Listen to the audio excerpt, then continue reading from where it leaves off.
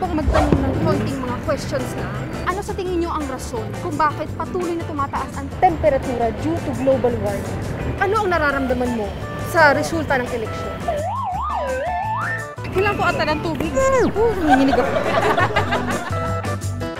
Kuya, magandang umaga. Maaari po bang magtanong ng konting mga questions na? Hindi po. Kanya naman po. Sige po. Kuya, ano sa tingin mo ang rason kung bakit patuloy na tumataas ang temperatura due to global warming? Tingin dahil sa ano po siguro, climate change talaga. Dahil po sa... Sana po, medyo lang po ako. So, makapag-isip masyado.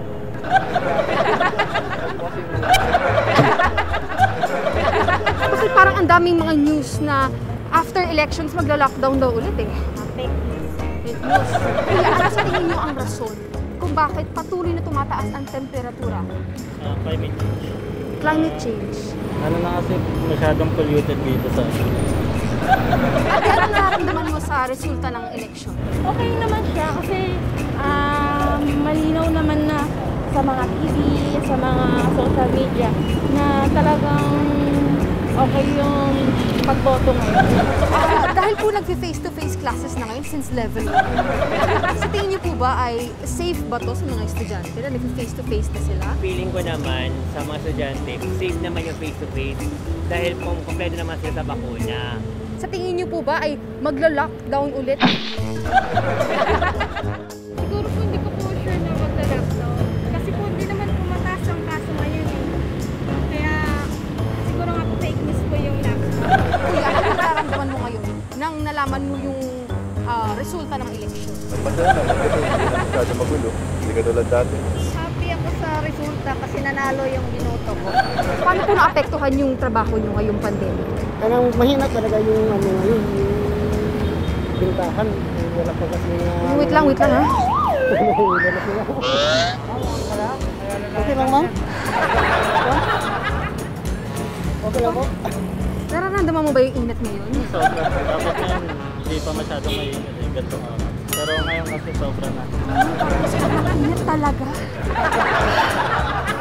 Ay, nahilo ako konti, kuya. Kaya po ba? Wait lang ha.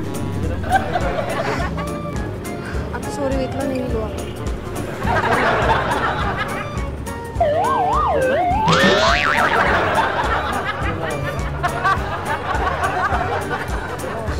Nahilo ako.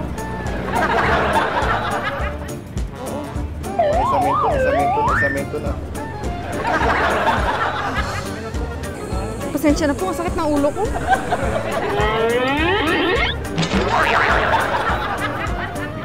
Sorry. Kuya. Okay pa po. Medyo maano na siya. Malamig na. Bayan ako. Kuya. Ay, nakake.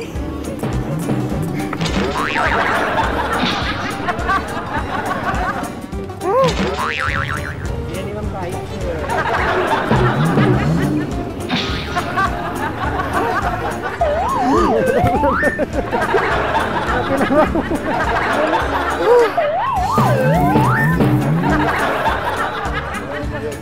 Isakay niyo po muna kaya. Ano nangyayari? Ang lamig ko na?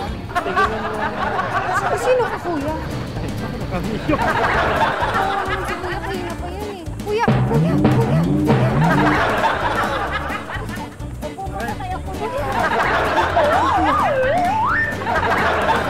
Alam mo ba kung asang show ka?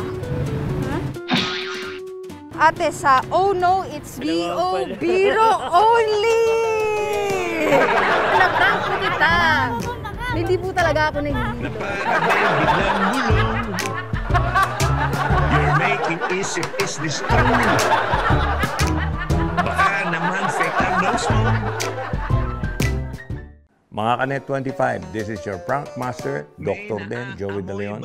For more Oh No, It's B.O. Biro Only updates, just click the subscribe button and follow us on Net25 social media pages at Net25 TV and at Net25 Entertainment Facebook page.